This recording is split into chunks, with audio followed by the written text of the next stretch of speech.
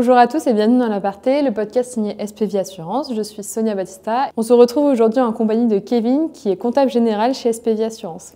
Bonjour Kevin, comment vas-tu? Bonjour Sonia, je vais très bien. Super, merci d'être avec nous pour ce nouvel épisode de l'Aparté. Comme d'habitude, je pose toujours la même question pour commencer, c'est peux-tu te présenter de la manière dont tu le souhaites? Moi c'est Kevin, comme tu l'as dit, j'ai 34 ans. Ok. J'ai rejoint SPV en début d'année, en janvier, et ça se passe très bien, je suis content de mon équipe. Quel est ton poste du coup? Mon poste, je suis donc comptable général. Ok, très bien. Pour commencer, on va remonter quelques années en arrière. D'où viens-tu? Dans quel type de famille tu as grandi? Alors d'où je viens de très loin. Il faut savoir que je suis originaire de la Côte d'Ivoire. Ok. Donc après mon bac, je suis arrivé en 2008 en France. Ok. Donc j'ai grandi dans une famille plutôt traditionnelle, papa, maman, avec ma mère qui était plutôt à s'occuper de nous et mon père qui travaillait. Pourquoi venir en France du coup après le bac? Parce que pour moi c'était un peu comme une suite logique. C'est-à-dire depuis tout petit j'étais en école française. Okay. J'ai fait ma maternelle dans une école française, mon primaire aussi, le collège, le lycée. Donc ça me paraissait comme une suite logique de faire la fac en France. Okay. C'était un peu les projets que les parents avaient et moi j'ai toujours grandi dedans, donc j'ai suivi naturellement. Ouais. Voilà, donc je suis arrivé en 2008 en France. Fraîchement en France. Ça n'a pas été trop dur, l'intégration? Honnêtement, j'ai une grosse faculté d'adaptation, ça je l'avais déjà depuis tout jeune. Donc en arrivant ici, ça s'est confirmé. J'ai pas eu trop de mal à m'intégrer. Ce qui était difficile déjà, c'est le froid. Ouais. Parce que quand tu arrives… on n'y pense pas toujours. C'est ça. Donc quand tu arrives, le changement de température et tout, ça c'était un peu difficile. Et aussi un petit peu l'éloignement avec les parents. Mais sinon, grosso modo, j'ai pu m'intégrer assez rapidement. Trop bien.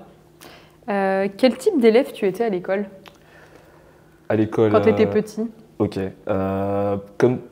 Quel type d'élève? J'avais plutôt des facilités. Ouais. Donc un peu fainéant du coup. C'est vrai que je poussais pas beaucoup pour avoir des résultats plutôt corrects. Donc j'étais un élève attentif aussi. J'aimais pas mal de matières. Donc j'étais focus sur les matières que j'appréciais et voilà. Donc un peu fainéant avec des facilités. Et studieux dans les matières que j'aimais beaucoup. Qui étaient, j'imagine, les maths? J'aimais beaucoup les maths, l'économie, le sport, la musique aussi. Tu faisais beaucoup de musique à l'école? Le cours de musique, oui. Classique, le classique. Ouais, le classique. Ok, très bien. Et quel métier tu rêvais de faire quand tu étais petit? Alors, ça n'a rien à voir avec le métier que je fais en ce moment. Je voulais être footballeur. Ah oui, rien à voir. C'est le métier que je voulais faire. Puis les croisés. Les ligaments croisés, tu connais. C'est vraiment ça? Non. C'est juste que les parents, un peu les parents africains, c'est beaucoup les études. Il faut avoir ton bac.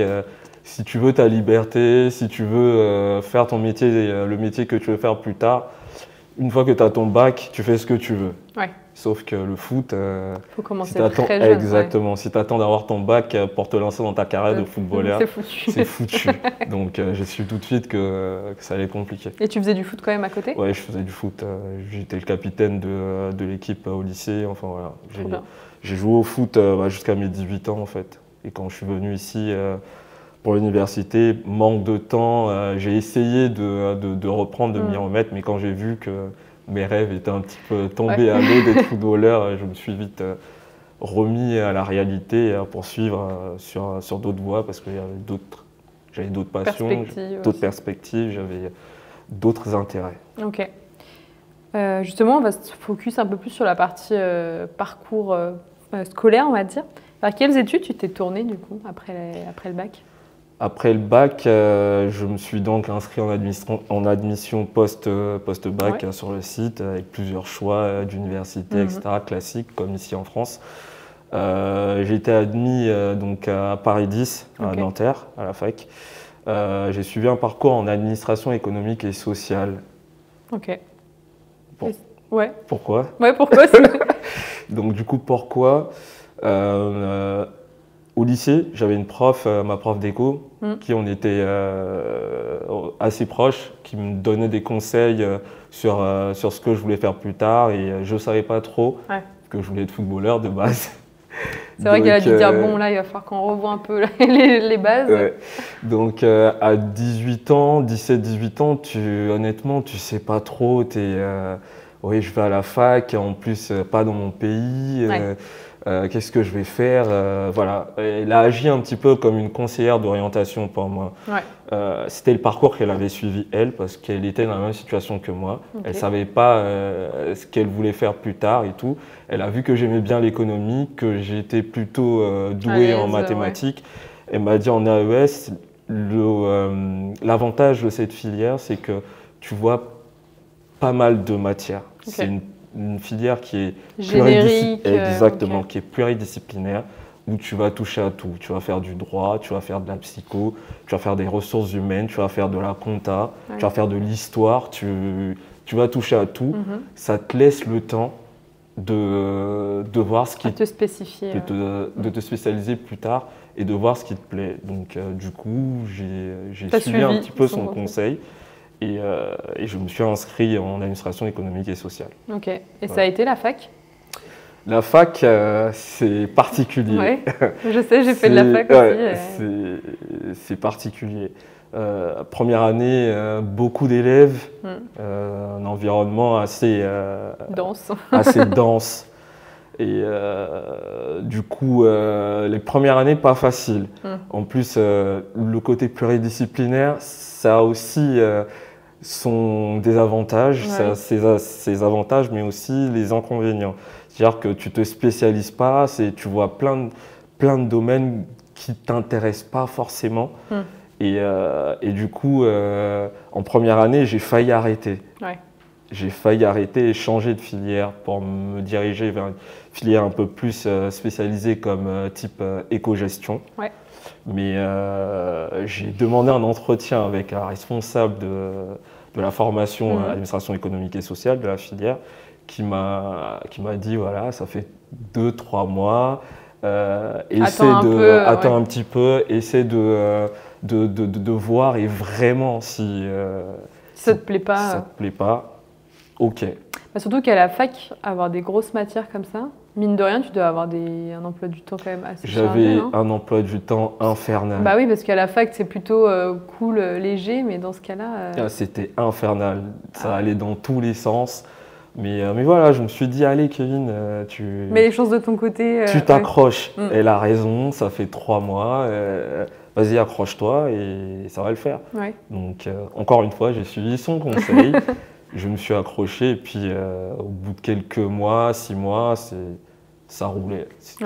C'était super. Et tu as fait une licence du coup? J'ai fait une licence donc, en administration économique et sociale.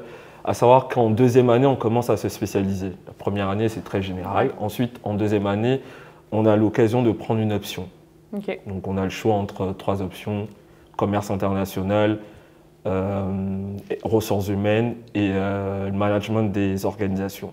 Et justement, management des organisations, c'est plus axé sur tous les métiers de la comptabilité, contrôle de gestion, tous les métiers un peu du chiffre. C'est ce que tu as choisi? Bien évidemment. C'est ce qui paraît le plus logique. C'est ça, comme j'aimais les chiffres de base et que j'aimais l'éco, naturellement, je me suis orienté vers cette option que j'ai confirmée en 3e année, qui est devenue une spécialité. Et voilà, donc j'ai eu ma licence, je crois, en 2011, 2010-2011, ma licence en AES. J'ai poursuivi mon parcours en master en école de commerce. J'ai passé les concours pour intégrer, parce que je suis quelqu'un qui anticipe beaucoup. C'est-à-dire que dès la première année, je savais que j'allais pas faire mon master en fac. Parce que pour me créer des opportunités, des meilleures opportunités plus tard, je savais que… La fac, c'est pas adapté. Exactement. Donc, dès la fin de la 3e année, j'ai commencé à chercher une école, j'ai fait les forums, etc. Et pour intégrer une grande école de commerce, j'ai réussi à l'intégrer, passer les tests, etc. Et voilà, donc je suis rentré en filière audit et conseil. Tu as fait les 2 ans. J'ai fait les 2 ans, j'ai obtenu mon master en audit et conseil. Et tu as eu des petites expériences un petit peu pendant ton master? Oui. J'ai eu ma première expérience en comptabilité, c'était à la fin de ma première année de fac. Ok. Je suis rentré en Côte d'Ivoire. Ouais. Voilà, mes parents qui vivent. Et mon père est médecin. Enfin, il était médecin. Et du coup, j'ai pu faire ma première expérience en comptabilité auprès de son expert comptable qui gérait son cabinet médical. Donc c'était vraiment en plus de la fac, c'était pas dans le cadre de la fac? Non, c'était en plus, c'était moi personnellement. Pendant tes vacances je me suis dit, allez, t'es en vacances 1 mois, vas-y, essaye de voir un peu la comptabilité si ça te plaît, vu que c'est un petit peu vers ça que tu comptes t'orienter en 2e année, vas-y. Mais c'est une bonne façon de voir les choses en tout cas. Parce qu'on pourrait dire, moi je vais en vacances, je vais y aller en mode tranquille. Toi tu t'es dit non, je vais aller bosser. Ouais, j'ai profité un petit peu de l'occasion. Parce que je savais aussi, encore une fois, anticipation. Je savais que faire un stage plus tard, ça me servirait sur le CV, le petit CV de débutant. Où il n'y a rien. Il n'y a rien. On te dit, va trouver une alternance et tu dis, bah, oui, mais je n'ai rien. J'ai pas d'expérience, comment je fais voilà. Donc faire ce stage-là, effectivement, ça m'a aidé après à me vendre. Et à obtenir des stages plus tard, mon stage de fin d'études, etc. Stage de fin d'études que j'ai réalisé chez KPMG Paris, en audit pendant 6 mois.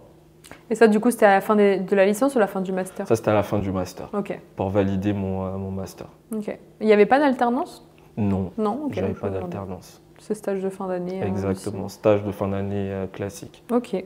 Comment tu as vécu ces années d'étudiant? C'était génial.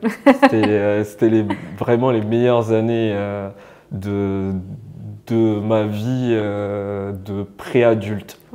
C'était les meilleures années, c'était génial. Et qu'est-ce que tu as aimé particulièrement? Tout, l'environnement, la liberté. C'est les premiers pas où on n'est plus avec les parents en fait. C'est le moment où on se découvre en tant qu'individu, en tant que personne. C'est le moment où on se construit, on se fait nos amis. Voilà, il y a aussi les fêtes, les soirées, les sorties. Surtout en école de commerce. Surtout en école de commerce. Donc j'ai vraiment adoré ce moment. Et tu faisais des petits boulots à côté? Non. Non, tu as été focus études. Heureusement, j'avais des parents qui étaient là pour moi et qui pouvaient t'aider. Exactement. Qui voulaient que je me concentre uniquement sur mes études et sur ce que je faisais et sur mon avenir. C'est une vraie chance. Une super chance. Qu'est-ce que tu as tiré de ces premières années d'expérience? On va dire là, ton premier stage, ton stage de 6 mois, est-ce que ça a vraiment conforté tes choix dans le métier que tu fais aujourd'hui? Ah mais totalement, ça m'a conforté dans le fait que j'aimais travailler avec des chiffres au quotidien, que j'aimais l'environnement, j'aimais donner des points sur lesquels peuvent s'appuyer les personnes pour diriger leur structure. Voilà, ça m'a un peu conforté dans tout ça. Est-ce qu'il y a des mentors ou des figures qui ont joué un rôle clé dans ton développement professionnel? Peut-être des maîtres de stage par exemple ou... Honnêtement, je l'ai toujours recherché. Mais jusque-là... T'as pas trouvé? Non. Non. C'est quelque chose que j'ai toujours cherché, mais que j'ai pas eu. Je me suis un petit peu construit professionnellement un peu tout seul. Parce que déjà, le premier poste que j'ai eu il y a 7 ans en CDI, mon premier CDI, c'était une création de poste. Donc tu partais de rien Je partais de rien pour un premier poste, comptable général, création. Et je suis resté 6 ans dans cette société avant de rejoindre SPV là maintenant, où pareil, on a une équipe qui est en construction, on a une société qui est en croissance perpétuelle, qui se structure aussi. Donc pour l'instant, en mentor... il n'y en a pas encore. Non, il n'y en a pas. Peut-être qu'il y en aura, je te le souhaite. Si tu pouvais remonter en arrière, est-ce qu'il y a quelque chose que tu ferais différemment dans ton parcours scolaire? Est-ce que tu irais à la fac? Oui et non. Oui et non.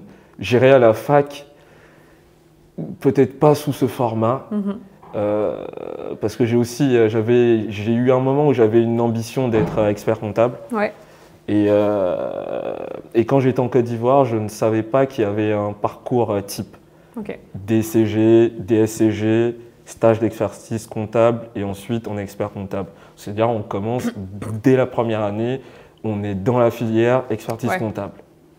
Tu aurais peut-être perdu un peu moins de temps, entre guillemets. Exactement. Cette info-là, je ne l'avais pas. Donc, je l'aurais eu.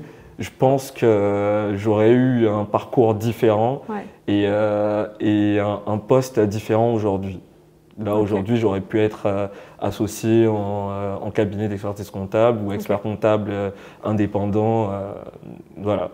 Le fait de passer en système classique, fac, école de commerce, à savoir qu'il n'y avait pas d'équivalence en fait dans le master que j'ai suivi en audit et conseil pour passer au DSCG et l'avoir automatiquement et faire que le stage d'expertise comptable. Donc il aurait fallu que je refasse toutes les matières du DSCG. Ouais, c'est un investissement là. C'est un investissement en temps. Et là, je venais de sortir de l'école. C'est dur de s'y replonger, je comprends. C'est dur de revenir là-dedans. Après, j'ai essayé de le faire en prenant des cours du soir et en le faisant en candidat libre, de passer les épreuves. J'en ai validé pas mal. Parce qu'en fait, une fois que tu valides les matières, tu gardes tes acquis. Tu les gardes. Ah, ok. Donc, peut-être qu'un jour, tu vas te motiver. Peut-être. Non, mais ça doit être dur. Ouais. Enfin, en plus, même aujourd'hui, quand tu travailles, il y en a beaucoup qui le font. Hein, et franchement, grand respect à eux, mais c'est vrai que c'est pas évident. On va parler un peu d'SPV. Donc, tu m'as dit que tu étais arrivé en début d'année. Alors, du coup, janvier 2024. C'est ça. Ok, chez SPV. Tu es rentré chez SPV de manière classique, entretien, un poste qui se libère ou qui se crée? J'étais en poste et j'ai été débauché. En fait, j'ai reçu un contact LinkedIn qui m'a envoyé un message me disant que la structure recherchait un comptable général pour renforcer les équipes. L'offre me paraissait intéressante. Ça faisait 6 ans que j'étais dans la boîte, dans la société dans laquelle j'évoluais. J'avais fait un petit peu le tour de mon poste. Déjà 6 ans pour moi, c'est beaucoup. C'est beaucoup parce que généralement je m'ennuie vite de mon poste et des tâches. Et 6 ans, je me suis dit, bon allez Kevin, t'as 30 ans, tu vas pas rester là comme vie, ça 40 ans. Après, tu regardes ta vie passée, même si tu es à l'aise, tu es dans ta zone de confort, tu maîtrises ton poste, voilà, tu n'as plus énormément de challenges. Tu peux t'en créer. Je pouvais encore m'en créer, mais voilà, l'opportunité est arrivée au bon moment. Et dans ton ancienne entreprise, du coup, tu étais arrivé en tant que comptable général. Et tu es reparti au même poste. Je suis reparti. Je ne me rends pas compte, il y a beaucoup d'évolution. En fait, quand tu es comptable général, les perspectives d'évolution, en fait, tu peux être DAF. Déjà. Tu peux viser à la place de responsable administratif et financier ou directeur administratif et financier en fonction de ton expérience, de la structure aussi, de la taille de la structure. Mais les perspectives d'évolution, du coup, sont parce que tu es déjà arrivé à un palier dans le métier de la comptabilité. Parce que tu commences, tu as le comptable fournisseur. Et tu as tout ce qui est compta auxiliaire, c'est là qui s'occupe d'un angle exactement de la compta. Et tu as le comptable général déjà qui s'occupe de tout, qui a toute la vision de la comptabilité. C'est pour ça général. Donc on s'occupe vraiment de tout de A à Z. Donc après, ensuite, tu as le palier responsable administratif et financier où tu as une équipe. En fait, la seule différence entre le comptable général et le responsable administratif et financier, c'est que le responsable a une équipe. C'est un manager, quoi. Exactement. et une équipe de comptables qui va superviser, qui va accompagner, qui va faire évoluer. Ok. Comment tu pourrais te décrire aujourd'hui, là on va un peu dans la suite, mais ton métier, qu'est-ce que tu fais au quotidien? Parce que comptable, je t'avoue que même pour moi, c'est très abstrait. Je me rends pas compte qu'est-ce que tu fais dans la journée, enfin ce genre de choses. Déjà, il faut savoir que la comptabilité est un aspect obligatoire pour les structures, pour les sociétés. Ouais. Donc avoir un comptable, toutes les entreprises ont un comptable. Exactement, c'est obligatoire. Pourquoi? Parce qu'il y a des règles en entreprise. Donc il y a des règles en termes de fiscalité, en termes d'enregistrement d'écriture comptable. Donc le comptable est le garant un petit peu du respect de ces règles. Ok. Le comptable, il va venir enregistrer toutes les factures qu'on reçoit, qui retrace un petit peu la vie de l'entreprise. C'est-à-dire aujourd'hui, tu as une dépense pour un sujet dont tu as la gestion. Ouais. La dépense, elle va générer un document, une pièce, qu'on appelle une pièce comptable, une facture. Et même une facture, en fait, pour qu'un document réponde en la qualité de facture, il y a des règles. Il faut un libellé, il faut que le nom de l'adresse, etc. Et tout ça, le comptable, il est censé vérifier qu'il y ait tous ces éléments sur la facture. Sinon, ce n'est pas une facture. Et on n'a pas le droit de l'enregistrer en compta. Donc, si on n'a pas le droit de l'enregistrer en compta, on n'a pas le droit de la payer. Donc, tout est lié. Donc, le comptable est un peu le garant du respect des règles qui sont établies par l'administration fiscale. Et le quotidien, c'est ça, enregistrer les factures, les payer et à la fin de l'année, sortir des états, donc, bilan, compte de résultats, qui vont servir aux gérants pour donner une direction à savoir un peu société. Où est-ce qu'on se situe en termes de finances. Exactement, en termes de résultats. Est-ce que l'entreprise elle fonctionne bien? Est-ce qu'elle ne fonctionne pas bien? Le comptable, j'ai un peu à dire, et un peu comme un médecin, comme un docteur. En fait, ce qu'il passe à la fin, c'est parce que nous, on est vraiment au cœur, dans les entrailles de l'entreprise, on voit tout ce qui se passe. La moindre dépense, on la voit. Tout ce et après, tu prends le pouls et tu te dis… Exactement. Là, la société, elle va bien. Là, ça va pas. Là, ça va pas du tout. Il faut prendre des décisions pour redresser un petit peu. Du coup, il y a vraiment une période de l'année où il y a un peu plus de travail au moment des bilans? En fait, ça dépend, ça va encore dépendre une fois de la taille de la société, de la structure dans laquelle tu évolues. Certaines sociétés font des clôtures mensuelles. C'est-à-dire que donc, du coup, c'est tendu tous les mois. Tous les mois, c'est… Tous les mois, c'est tendu. C'est mieux ou pas? C'est bien parce que ça permet de maîtriser une rigueur, une rigueur tout de suite. C'est compliqué à mettre en place parce que voilà, ça demande une mobilisation de ressources qui n'est pas négligeable. Et du coup, c'est vraiment compliqué à mettre en place les clôtures mensuelles. Tu en as d'autres qui fonctionnent en clôture trimestrielle. Nous, on a un peu un mixte entre clôture mensuelle et trimestrielle, c'est-à-dire qu'on va faire des grosses clôtures type 30 juin, ensuite on va faire 30 septembre, on va faire 31 décembre, et à partir de décembre, parce qu'on sait que la clôture finale de l'exercice au 31 mars, en gros du 31 décembre au 31 mars, on va se mettre à faire des clôtures mensuelles. À fond, janvier, on va clôturer, février, on va clôturer, et ensuite la grosse clôture de mars. Comme ça, on sait qu'en mars, on est prêt. T'es bon sur ton année. On est prêt sur l'année. Parce qu'il faut savoir qu'on a les commissaires aux comptes. On est une structure qui est auditée.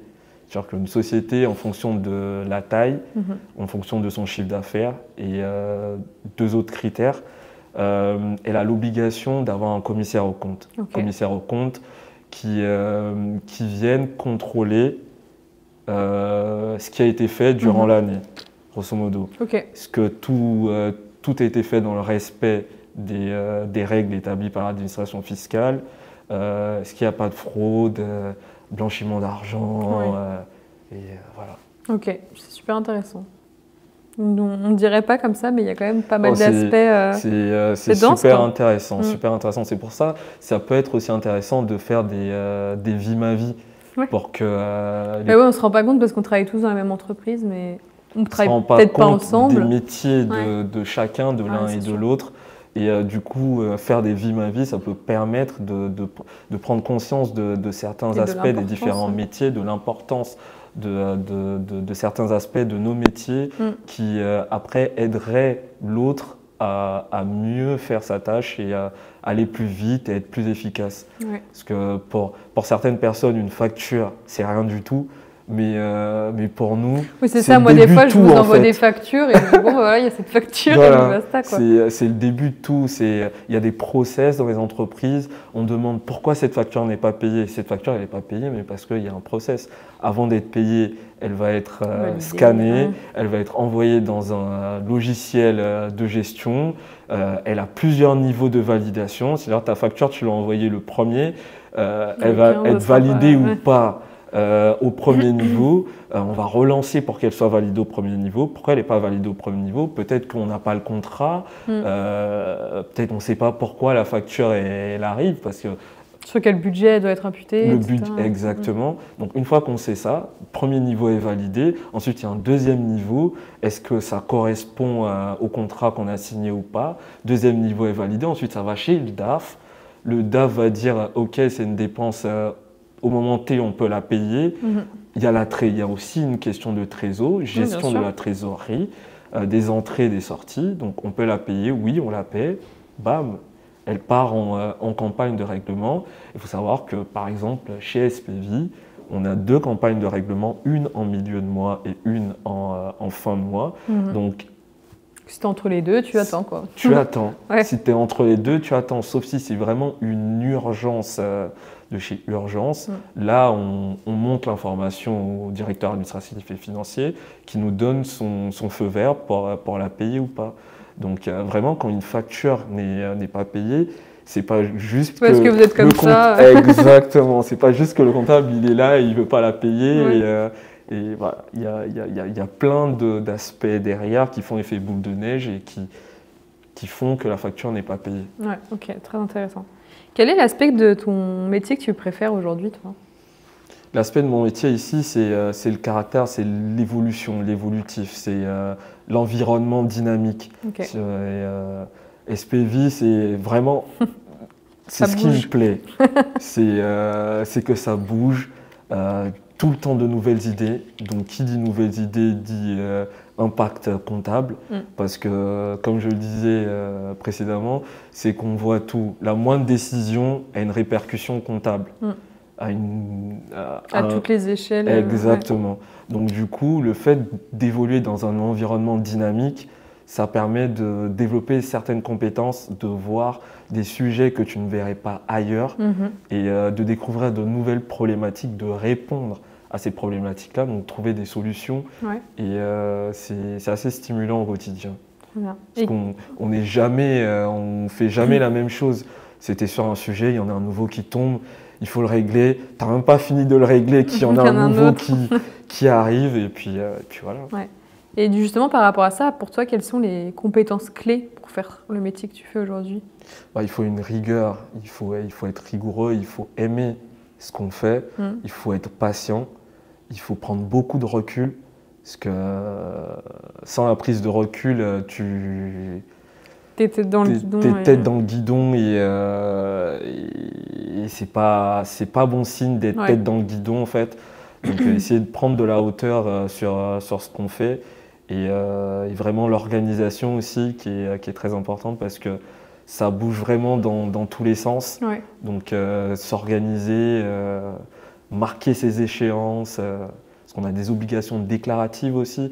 C'est-à-dire que le quotidien, savoir sortir de son quotidien pour repérer les échéances clés et ne pas les louper. Voilà. Ok. Est-ce que tu as vraiment une journée type un petit peu au travail vu que tu me dis que c'est beaucoup de rebondissements, chez SPV, aucune journée avoir une journée type, avoir une journée bien, type, de pas en avoir en vrai. Ouais, il n'y a pas de journée type. C'est en fait, tu arrives, tu as ce que tu veux faire en tête et rien ne se passe jamais comme tu l'avais prévu. Comme tu avais prévu. Ouais, ça marche. Si on retrace tout ton parcours, quelles sont pour toi tes plus belles réussites?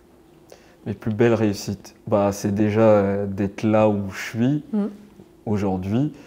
Et vraiment, c'est ma capacité à m'adapter, peu importe la situation, et capacité à prendre du recul vis-à-vis des problématiques que je peux avoir à affronter et de toujours les passer. Il y a un problème aujourd'hui, c'est pas grave. Dans 30 minutes, il n'y aura plus de problème. Ouais. C'est sois patient et avance. Et ça, pour moi, c'est une réussite d'être arrivé à réussir à le faire. Et à réfléchir dans ce sens-là. Et pas se dire, oh bah il y a un problème, mince, d'être tout de suite dépassé par... Le monde me tombe sur la tête. Mais il y en a beaucoup qui sont très stressés et paniqués. C'est vrai que c'est une force de voir le plus loin et le positif qui arrive après, quoi. Et je pense que ça, on ne naît pas forcément avec. Et moi, je pense que je ne suis pas né avec. Tu as certaines personnes qui ont cette faculté-là naturellement Positive, dans leur caractère à aller toujours de l'avant, à ne pas se laisser faire.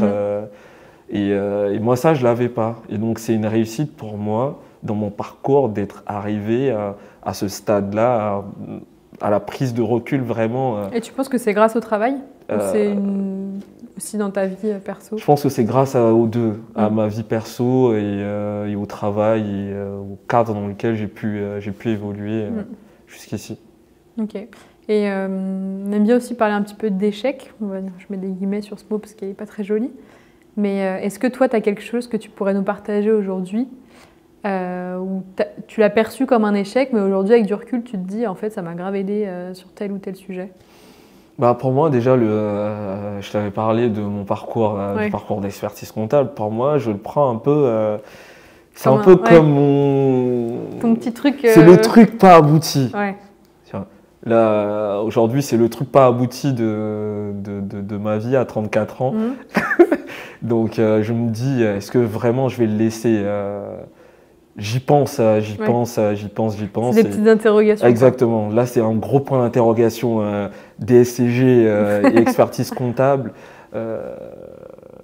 Ça va, c'est pas trop un échec parce que tu as un pied dedans. Oui, j'ai un pied dedans. Après aussi, c'est savoir faire